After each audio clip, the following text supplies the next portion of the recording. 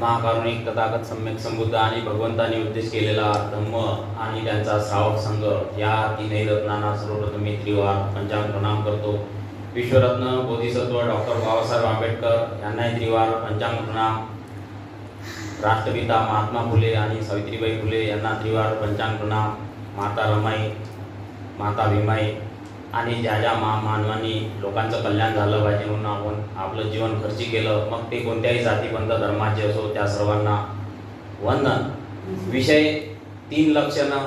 ज्याप्रमाणे 4 आर्य सत्य असते त्याचप्रमाणे 4 आर्य सत्याला जर समजून घ्यायचं असलं तर 3 लक्षणाला समजून घेतलं पाहिजे.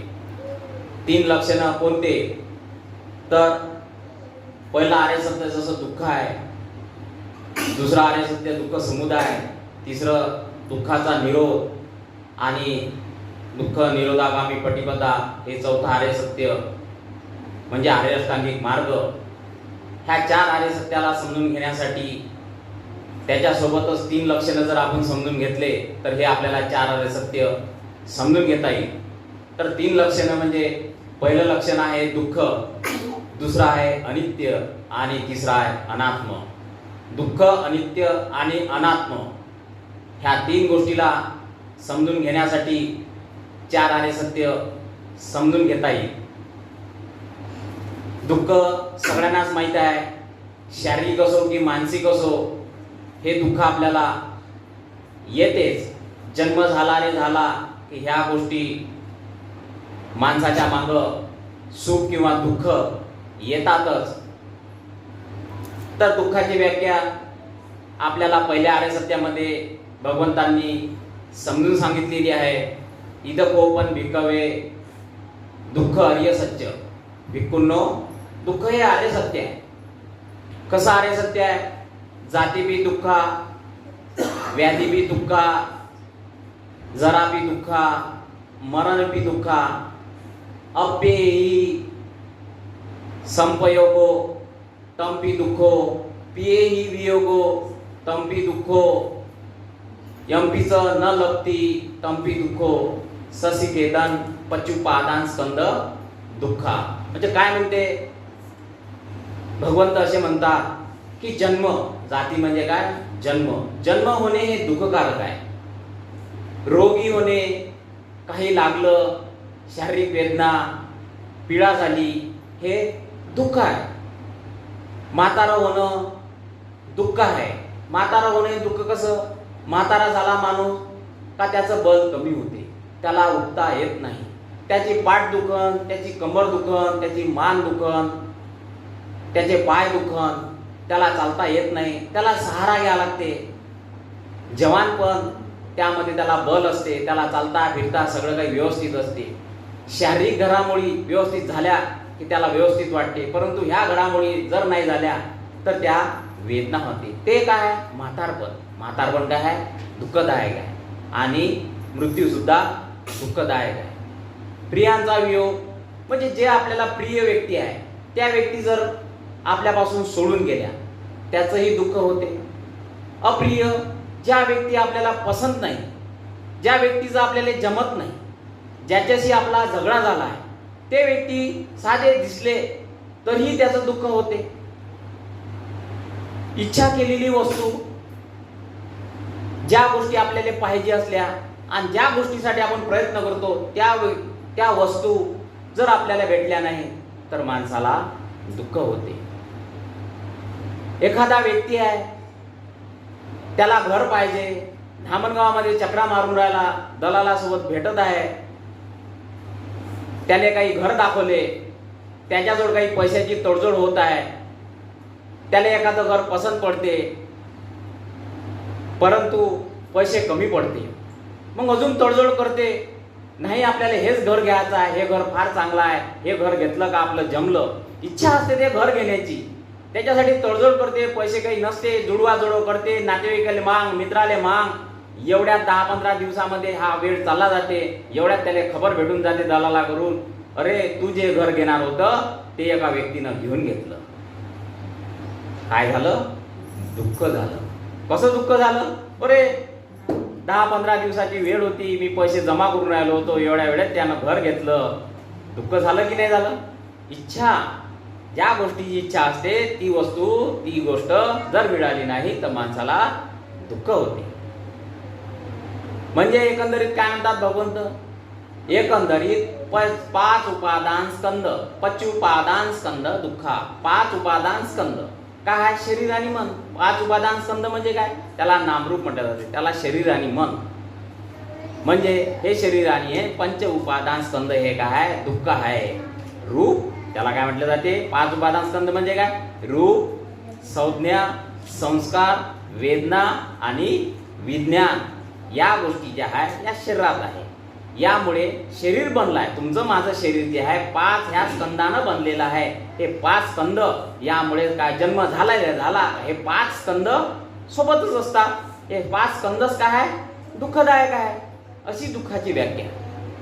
अशी दुःखाची व्याख्या करत असताना दुःख सर्वांनाच येते.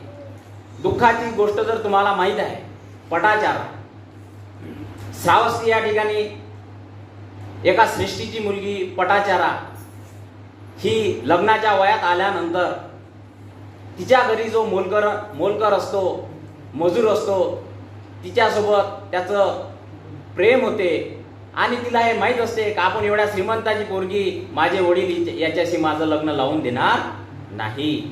म्हणून ती काय करते? त्या व्यक्तीसोबत यांना आई वडिलांना न सांगता निघून जाते आणि पळून जाते. काही दूर गावामध्ये जातात आणि लग्न करून आपलं घरदार थाटतात, तिकडे लग्न करतात, संसार होते. काही दिवसानं हिला ही बाळंतपणाला येते, गर्भधारणा होते, प्रसूती वेदना जवळ येतात. हिला आठवण येते तिच्या आईची. तिला वाटते की प्रत्येक मुलगी ही प्रसूतीच्या काळामध्ये आपल्या आईच्या घरी असते. तिला आठवण येते. ती तिच्या नवऱ्याला म्हणते की चला आपण श्रावस्तीला जाऊ, फार दिवस झाले, मला माझ्या आईवडिलाची आठवण येते. आणि एवढ्या दिवसानंतर निश्चितच माझे आईवडील आपल्याला स्वीकारतील. परंतु नवरा टाळाटाळ करतो, काहीतरी उत्तर देतो आणि यावेळेसच तिथे प्रसूती होऊन जाते. तिला मुलगा होते. हा मुलगा होऊन 4-5 वर्ष लोटते. संसार चांगला चालू असते. संसार चांगला चालू असताना पुन्हा ही बाळंत होते, पुन्हा हिला गर्भधारणा होते आणि पुन्हा हिला प्रसूतीच्या काळामध्ये पुन्हा तिच्या आईची आठवण येते. पुन्हा नवऱ्याच्या मागं ती लागते आणि जिद्दी पेटते, नाही आपण यावेळेस श्रावस्तीला जाऊ, मला आईची आठवण आली, मी गेलं पाहिजे तिकडे. ठीक आहे म्हणते. नवरा म्हणते चल आपण जाऊया म्हणते. प्रसूतीचा काळ जवळ येत असते आणि ते एका मुलाला सोबत घेऊन दोघंही श्रावस्तीच्या मार्गानं निघायला जाते. रस्त्याने जाता जाता पावसाळ्याचे दिवस असते, पाणी येते. जंगलामध्ये हे लोक असते, एक मुलगा आणि दोघं हे नवरा बायको. यामध्येच तिच्या कळा असह्य वेदना होते आणि असह्य वेदना झाल्यामुळे ते एका झाडाखाली थांबतात. त्यामध्ये तिला हे दुसरं बाळ होते. आता ना इकडे घरी जाऊ शकत, ना इकडे श्रावस्तीत जाऊ शकत, कारण की ते जंगलामध्ये असते. बाळ झालं असल्यामुळे हा माणूस इकडे तिकडे गवत कुठं भेटन आणि काहीतरी त्या झाडाच्या तिथे गवत वगैरे हे करून पाण्यापासून बचावासाठी गवत पाहायला जाते. गवत पाहण्यासाठी जाते. गवत त्याला दिसते. त्या गवताला हात लावतात. त्या ठिकाणी एक साप असते. साप याला दंश करते. तो विषारी साप असल्यामुळे तो तिथेच मरून जाते. इकडे हे बिचारी पटाचारा वाट पाहते. एवढा वेळ झाला, हे आले का नाही म्हणून पाहते, शोधते. तर तिला तिथे मरणासन्न अवस्थेत पती दिसला. मोठं दुःख होते. एकटी जंगलामध्ये नुकताच बाळाला जन्म दिला आणि नवरा मात्र मरण पडलेला. काय करणार म्हणून ती नुकताच जन्म झालेल्या बाळाला काकेत घेते. दुसऱ्या पोराला हाताचं बोट धरून श्रावस्तीच्या मार्गाने निघाले जाते. दुःख असह्य होते. रडणं चालूच असते. चालता चालता श्रावस्तीच्या मार्गाने एक लहानची नदी असते आणि पाणी आल्यामुळे त्याचा प्रवाह चांगल्या मोठ्या गतीनं असते. तिला हे दिसून येते का ही नदी किंवा हा नाला मी पार करू शकत नाही दोन्ही मुलाला घेऊन. त्यामुळे काय करते, मोठ्या मुलाला ह्याच कड्यावर ह्याच तीरावर ठेवून देते आणि लहानच्या बाळाला सोबत घेऊन त्या पाण्यामध्ये उतरते आणि पाण्यामध्ये उतरून त्या पलीकडल्या तीरावर जाते आणि तिथे लहानच्या बाळाला साडीचा पदर फाडफूड करून किंवा जे काही त्यांच्याजवळ कपडा असते त्याच्यावर ठेवून देते आणि तिथून परत येते. परत येताना पुन्हा नदी देते अर्ध्या मंदा देते आणि वरून त्या गिधाडाचा आवाज येते. त्या गिधाडाचा आवाज येते कारण की त्या गिधाडाला काय दिसलं असते, नुकताच जन्म झालेलं बाळ दिसलं असते आणि तिला हे माहित होतं का हे गिधाड जर आलं तर माझ्या मुलाला पकडून घेऊन जाईल. म्हणून ती काय करते, अर्ध्या मंदात असताना ती काय करते, गिधाडाला हाकलते, असे हातवारे करते त्याला हातवारे करते की तू दूर जाय, इथून चालता हो. इकडे लहान मुलाला काय वाटते, जो 4-5 वर्षाचा मुलगा असते त्याला असं वाटते की माझी आई मला बोलवत आहे. त्याला कसं वाटते, माझी आई मला बोलवत आहे आणि ती त्या गिधाडाला हाकलून देण्याचा प्रयत्न करते, मधात असते. इकडे हे मुलगं माझी आई बोलावते म्हणून ते पाण्यात येते. त्या नदीच्या प्रवाहात तिच्या डोळ्यासमोर ते वाहत जाते. आपलं मूल आपल्या डोळ्यासमोर वाहत गेलं इकडे आणि दुसरीकडे ते गिधाड त्या लहानच्या बाळाला, नुकताच जन्म झालेल्या बाळाला उचलून घेऊन जाते.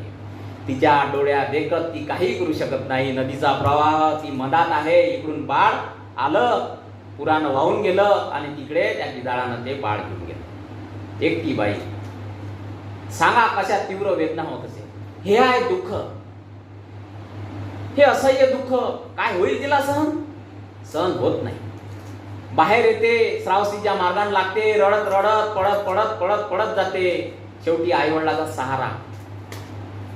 जशी श्रावस्तीत जाते, श्रावस्तीत जाता जाता तिकडून एक व्यक्ती येते आणि ती त्या व्यक्तीला विचारते, तुम्ही माझ्या आई वडिलाला पाहिलं काय? सृष्टीचं नाव सांगते. अगं म्हणते, काल एवढा पाणी आलं, ह्या श्रावस्तीमध्ये एवढं पाणी आलं की त्या पाण्यामध्ये तुझ्या आई वडिलाचं घर कोसळलं आणि तुझे आई वडील मृत्यू पावले. आणि हे समोर तुझ्या जे धूर दिसत आहे त्या तुझ्या आई वडिलाची अग्नी आहे.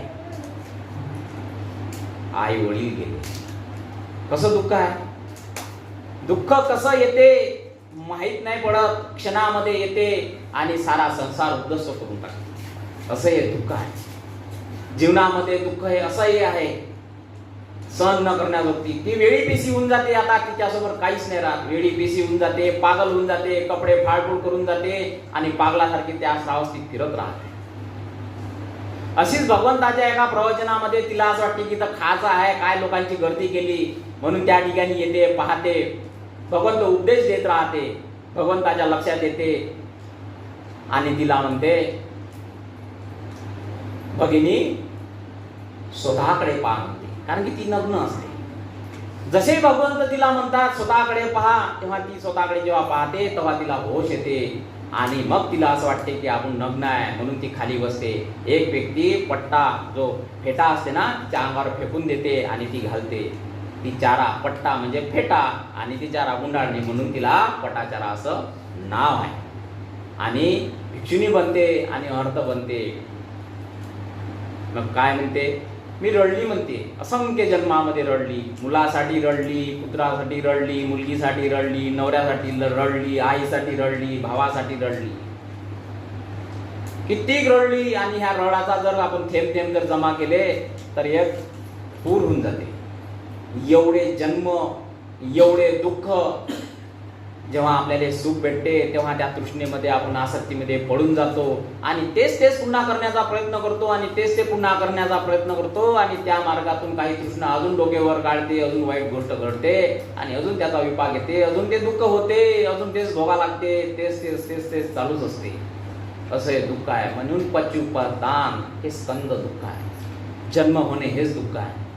म्हणून चौथा आर्य सत्य समजून घेण्यासाठी 3 लक्षणं, पहिले दुःख हे समजून घेतलं पाहिजे. त्याच्यानंतर दुसरा आहे अनित्य. दुःखाची व्याख्या अशी केली, सर्व संस्कार काय आहे, दुःख आहे. सब्बे संखारा दुःखती यदा पर्याय पसती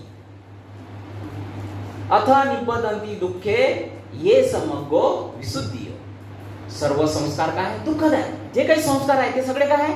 दुःखद आहे. हे प्रज्ञेनं पाहून घेतलं पाहिजे.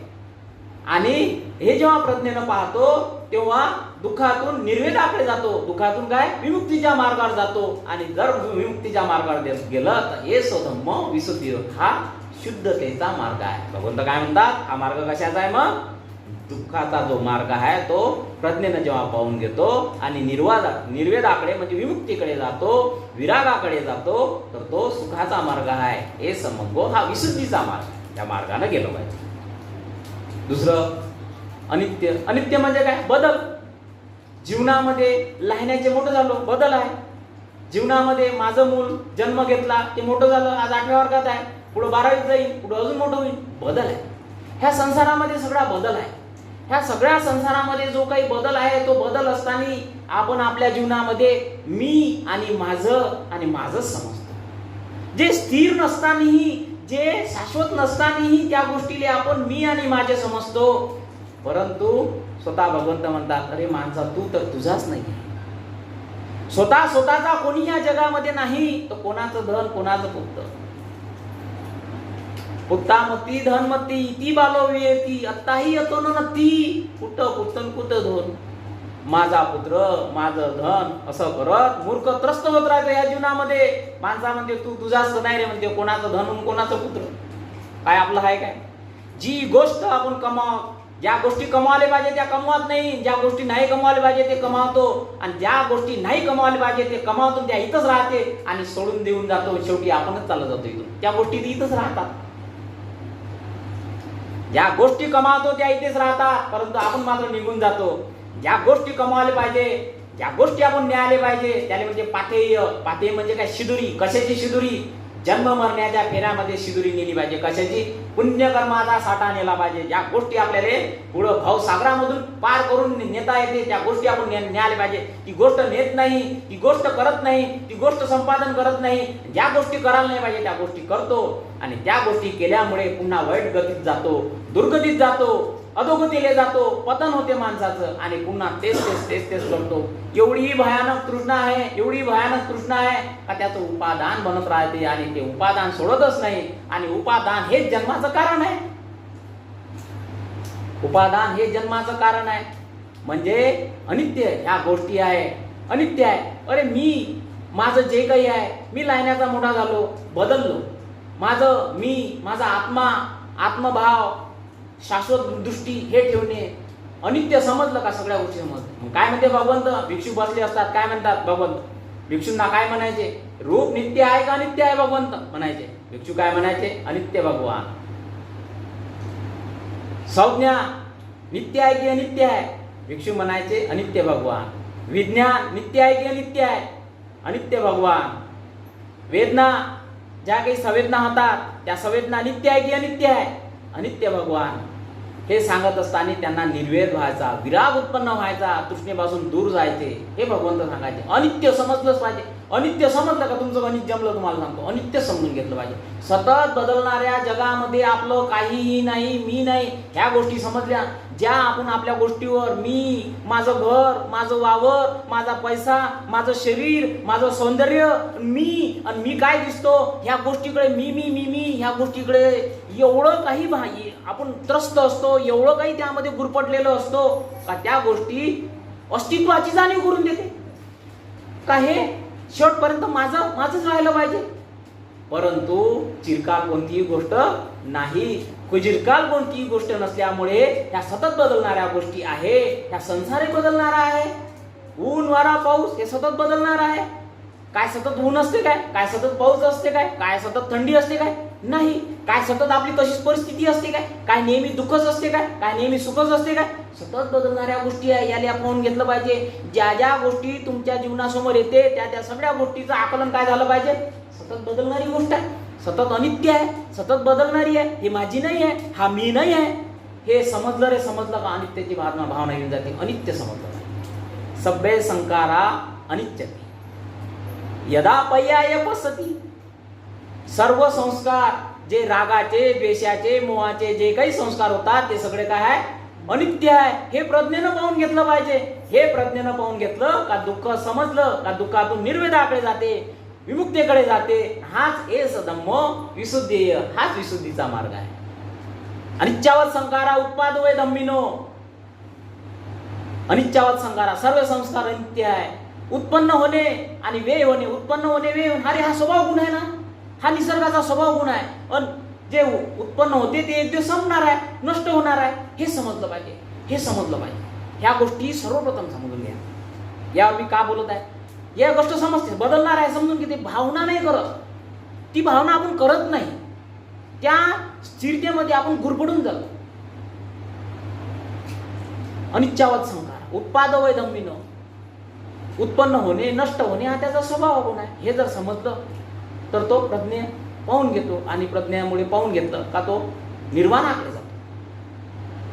म्हणून भगवंत काय म्हणते, जर तुमचं चित्त पहा, जर तुमचं चित्त उपादान रहित होऊन, काय रूपाले कसं पाहायचं, संज्ञाले कसं पाहायचं, संज्ञाने कसं पाहायचं, या उपादान रहित होऊन काय म्हणते, चित्त रूपाप्रती, संज्ञेप्रती म्हणजे या शरीराप्रती, मनाप्रती, त्या संज्ञेप्रती, विज्ञानाप्रती, वेदनेप्रती म्हणजे त्या संज्ञेप्रती उपादान रहित झालं पाहिजे. म्हणजे त्या आसक्तीत गुरफटलेलं नाही पाहिजे. उपादान रहित होऊन काय, उपादान आश्रवापासून, आश्रव म्हणजे काय, मळ, कशाचे, रागाचे, द्वेषाचे, याचे मळ, याच्यापासून विरक्त आणि विमुक्त झालं तर काय, तो स्थिर होतो. स्थिर झाला का तो शांत होतो. शांत झाला की आतल्या आतच निर्वाण प्राप्त होते. म्हणते आतल्यात काय होते, निर्वाण प्राप्त होते. म्हणजे आपलं चित्त रूपाप्रती, संज्ञेप्रती, संज्ञाप्रती, वेदनेप्रती, विज्ञानाप्रती उपादान रहित होऊन आश्रवापासून विरक्त आणि विमुक्त झालं की तो स्थिर होतो. स्थिर झाला रे झाला की शांत होतो आणि शांत झाला की तो आतल्या निर्वाण प्राप्त करतो म्हणते बरोबर. म्हणून अनित्याने समजून घ्या. हे अनित्य, आता अनित्य कसं, जरी बदल आहे की नाही, जर आपल्या हातून अकुशल गोष्टी घडल्या असन, जरी आपल्या हातून अकुशल गोष्टी घडल्या असन तरी ह्या क्षणी आपल्याला धम्म समजला ना, धम्म ह्या क्षणी चांगले चांगले कुशल कर्म करा. ह्या क्षणी आपण चांगले चांगले कुशल कर्म कराल तर भूतकाळात केलेले जे काही अकुशल कर्म आहे त्याचा प्रभाव कमी किंवा नष्ट होऊ शकतो, कमी किंवा नष्ट होऊ शकतो. त्यामुळे जास्तीत जास्त पुण्यकर्माचा साठा जर केला तर ह्या गोष्टी, जर भूतकाळातल्या अकुशल गोष्टीचा कर्माचा प्रभाव नष्ट होतो किंवा कमी होतो. म्हणून आपण कुशल कर्म जास्त केले पाहिजे. हे अनित्य आहे ना. मग हजारो वर्षाचा जर इतिहास घेतला तर काय, हजारो वर्षाच्या इतिहासामध्ये अरे मोठे मोठे साम्राज्य नष्ट झाले, मोठे मोठे साम्राज्य नष्ट झाले, मोठे मोठे राजे नष्ट झाले, त्याचं सर्वस्व, त्याचं धन संपत्ती नष्ट केली. म्हणून आपण काय समजलं पाहिजे, अरे माझ्या तुटपुंजा संपत्ती नष्ट झाली तर त्याचं दुःख काय करत बसायचं. पाहना इतिहासामध्ये काही साम्राज्य नष्ट गेले, आपलं तुटपुंजी संपत्ती जर नष्ट झाली तर त्याच्या मागे दुःख करत बसायचं काय. शेवटी हे सगळं अनित्य आहे समजून घ्यायचं. अरे हे अनित्य आहे, माझं काही नाही.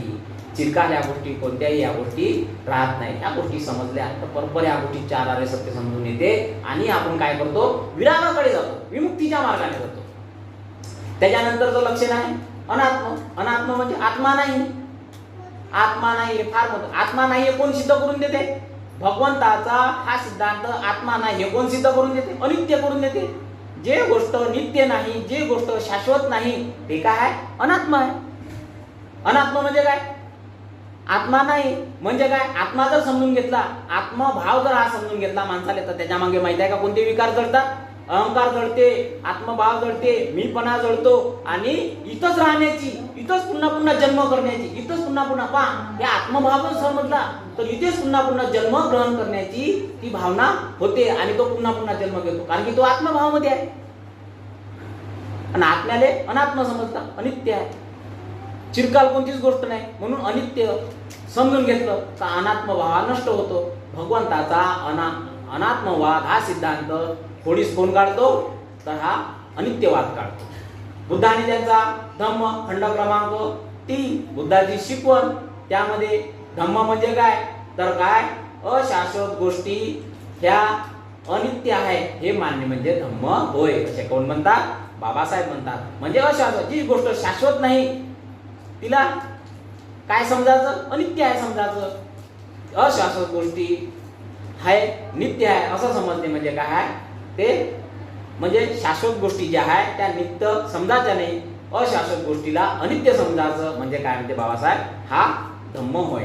तसंच अधम्मामध्ये ज्या गोष्टी आत्म्याला मान्य म्हणजे काय आहे? अधम्म आहे. अधम्म म्हणजे काय? त्याच्यानंतरची प्रकरण आहे त्याच खंडामध्ये. अधम्म म्हणजे काय? तर आत्म्याला मान्य म्हणजे काय? अधम्म होय. सभ्य संकारा अनत्ताती यदा पर्याय पसती. सर्व संस्कार अनात्मा आहे. सर्व संस्कार काय आहे? अनात्मा आहे. हे प्रज्ञेने पाहून घेतलं पाहिजे. अथ निबिदंती दुःखे एस विशुद्धी मग्गो. हाच विशुद्धीचा मार्ग आहे. अनात्म हे सिद्ध करून देते.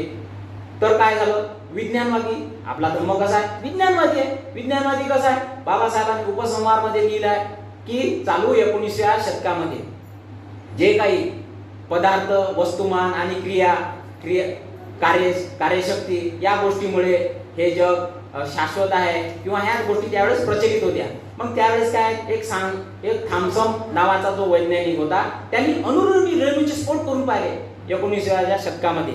अणुरेणूचे जसे स्फोट झाले तसे हे जग हादरलं. अरे तर एवढ्या सूक्ष्म कणाचे जर स्फोट होते तर आपलं काय होईल? ह्या जगाचं काय होईल? पहिले काय भावना होती का हे सगळं शाश्वत आहे. आता काय भावना निर्माण झाली? वैज्ञानिकांनी शोध घेतल्यानंतर अणुरेणूचे जर स्फोट होते तर प्रत्येक क्षण प्रतीक्षेने बदलणार आहे. तेव्हा त्यांना कळलं की अरे हे तर भगवान बुद्धाने 2500 वर्षापूर्वी सांगितलं होतं की इथे काही शाश्वत नाही. तेव्हा साऱ्या जगाने हे समजून घेतलं का इथे कोणते स्थिर नाही आहे, सगळं काही बदल आहे. सूक्ष्म कणाचे काय होते? बदल होते. आणि विज्ञान हे कशाचं आहे? म्हणून विज्ञानाचा पाया कोण ठेवला? तथागतांनी ठेवला. 2500 वर्षापूर्वी सांगितलं होतं. हे आता वैज्ञानिकांनी शोधून काढलं का इथे कोणतीही गोष्ट स्थिर नाही. तर अशा पद्धतीने हे दुःख, अनित्य आणि अनात्मा ह्या 3 गोष्टीला आपण समजून घेतलं पाहिजे. या 3 गोष्टीची भावना केली पाहिजे. त्याच्याबरोबरच आपण 4 सत्य बरोबर समजून येते. आणि या ठिकाणी हे 3 लक्षणं आपण समजून घेतले त्याबद्दल मी सर्वांचे आभार व्यक्त करतो आणि मी माझे लांबलेले 2 शब्द इथेच संपवतो. सर्वांना जय भीम.